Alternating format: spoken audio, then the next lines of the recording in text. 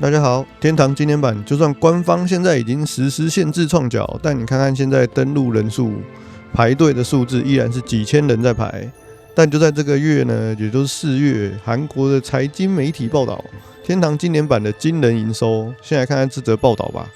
報道指出，天堂今年版目前的每日營收已經突破了90億韓元，甚至在最高的時候直逼100億韓元啊！100億韓元就相當於台幣的2億1500萬。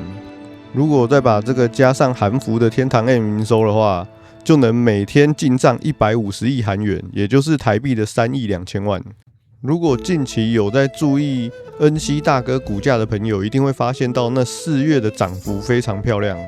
然後呢，在3月底到4月初的這段期間呢，大家的體感工作室外掛肯定是最泛濫的時候。這個時候呢，也是恩熙大哥股價起飛的時候啊，真的是一個很諷刺的現象。玩家在排隊排到爆氣，股民在電腦前面笑到斷氣。現在又要請我們的體育老師出來教數學了。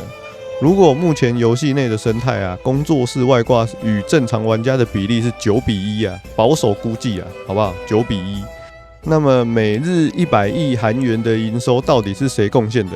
有一種可能，假設工作室跟正常玩家一樣，包月包季，在這個9:1的比例下，工作室光是為了那90%的賬號在線上運作，貢獻的營收就是90億韓元。而我們這些辛辛苦苦排隊手動操作的正常玩家，加起來才貢獻了10億韓元。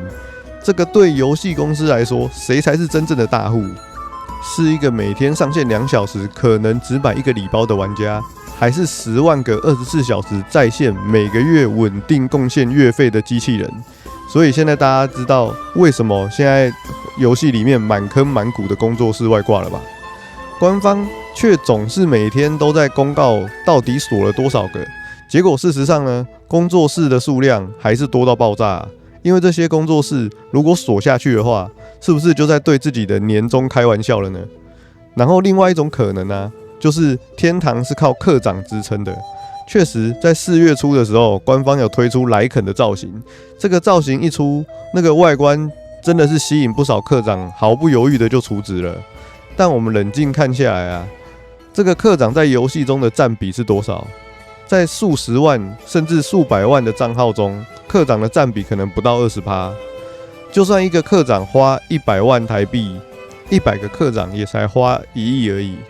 但如果有50萬個工作室賬號，每個賬號一個月繳650元台幣的包月，那就有穩定3億多台幣的收入。